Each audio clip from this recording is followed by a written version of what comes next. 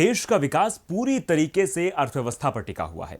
अर्थव्यवस्था ही देश को तरक्की की राह पर ले जाती है। लेकिन इस वक्त तरक्की तो नजर नहीं आ रही, बल्कि देश की तस्वीर ही पलट चुकी है। लोग किस दौर से गुजर रहे हैं उस सच्चाई से हर कोई वाकिफ है, लेकिन मोदी सरकार इस बात को मानने को तैयार ही नहीं है। मगर अब भले इंतजार के बाद आरबीआई ने जरूर माना है कि महंगाई चरम पर है, अर्थव्यवस्था में सुधार दूर दूर तक नहीं दिख रहा है। इस सच्चाई को कबूलने के साथ गवर्नर ने सरकार के दावों की पोल खोली है। तो आइए आंकड़ों के जरिए देखते हैं हकीकत का आईना। सरकार की जिम्मेदारी देश को मुश्किल घड़ी से निकालने की होती है, लेकिन पीएम मोदी ने तो लोगों को ही आत्मनिर्भर बनाने का अभियान छेड़ दिया। हालांकि सवालों से बचने के लिए उन्होंने 20 लाख करोड़ का झुंझुना भी पकड़ा दिया। सरकार दावा कर रही है कि इस पैकेज से व्यापारी, गरीब जनता और हर क्षेत्र के लोगों को फायदा होगा, लेकिन देश के केंद्रीय बैंक आरबीआई ने पहली बार मान लिया कि 20 लाख करोड़ के पैकेज से देश की अर्थव्यवस्था को कोई फायदा नहीं हुआ।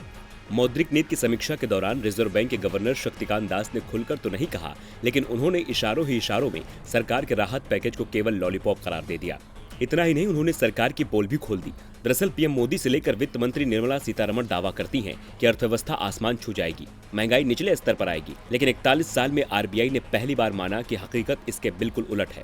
आरबीआई गवर्नर शक्तिकांत दास ने कहा, वैश्विक अर्थव्यवस्था अब भी कमजोर है, भारत की अर्थव्यवस्था भी निगेटिव रहने की संभावना है। इस साल की पहली छमाही में महंगाई दर में वृद्धि की उम्मीद है। जून में वार्षिक महंगाई दर मार्च के 5.84% के मुकाबले बढ़कर 6.09% हो गई। केंद्रीय बैंक के मीडियम टर्म टारगेट से अधिक है। आरबीआई का टारगेट 2 से 6% है।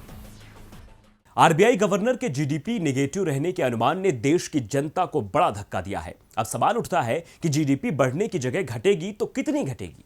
देश की जनता को किन परिस्थितियों के लिए तैयार रहना होगा? अब भले ही आरबीआई खुलकर बुरी खबर नहीं सुना रहा, लेकिन देश और विदेश की रेटिंग एजेंसियों ने भारत की बर्बादी का आकलन किया है। आइए इस पर देखते हैं यह रिपोर्ट।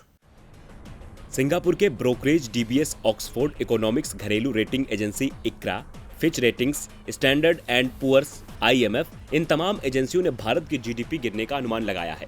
सिंगापुर के ब्रोकरेज डीबीएस ने भारत के गहरे आर्थिक संकट का अनुमान लगाया है। डीबीएस ने जीडीपी में 6% गिरावट का अनुमान जताया है।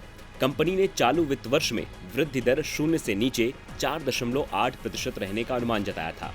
ऑक्सफोर्ड इकोनॉमिक्स, देश की अर्थव्यवस्था को संभालना मुश्किल हो गया है।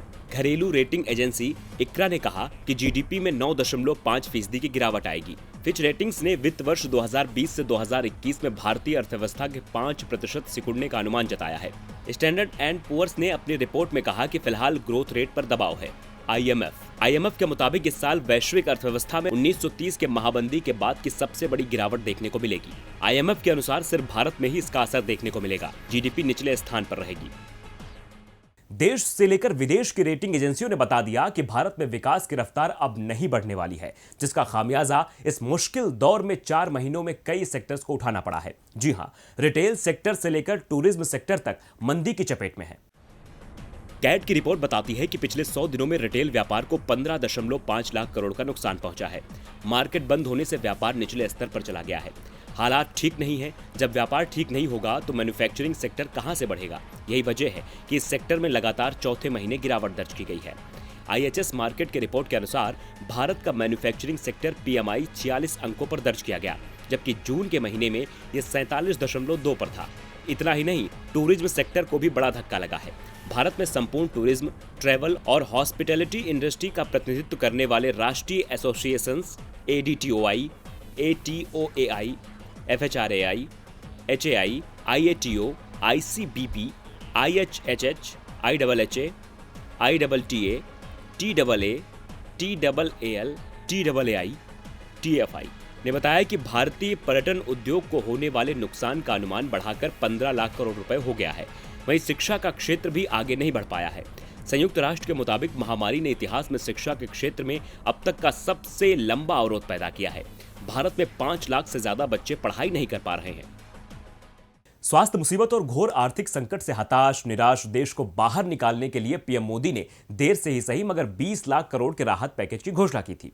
लेकिन अब तक उस पैकेज से किसी को फायदा होता नजर नहीं आ रहा है।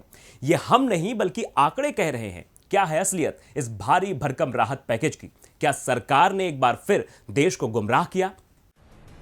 मुसीबत से गुजरते देश को संभालने के लिए पीएम मोदी ने 20 लाख करोड़ के राहत पैकेज की घोषणा की थी, जो भारत के जीडीपी का 10% है। हालांकि प्रधानमंत्री द्वारा घोषित पैकेज में आरबीआई की घोषणाओं सहित पिछली सरकारी कार्यवाहियां शामिल थी।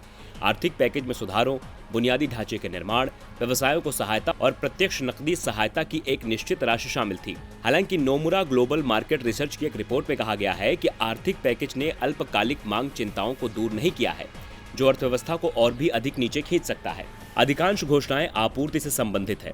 वहीं एक अन्य रिपोर्ट में दावा किया गया कि आर्थिक पैकेज से देश को कोई फायदा नहीं हुआ है, बल्कि सिर्फ नुकसान हुआ है। अब इस बात को इशारों ही इशारों में आरबीआई के गवर्नर ने भी बयां कर दिया है, जिसके बाद सवाल उठता है कि देश का विकास क्या केवल चुनावी वादों में रह जाएगा? क्या पीएम मोदी और वित्त मंत्री ने झूठे सपने दिखाए? अब अर्थव्यवस्था कहां जाएगी? देश के लिए कैसा खतरा लाएगी? टीवी लाइव की रिपोर्ट।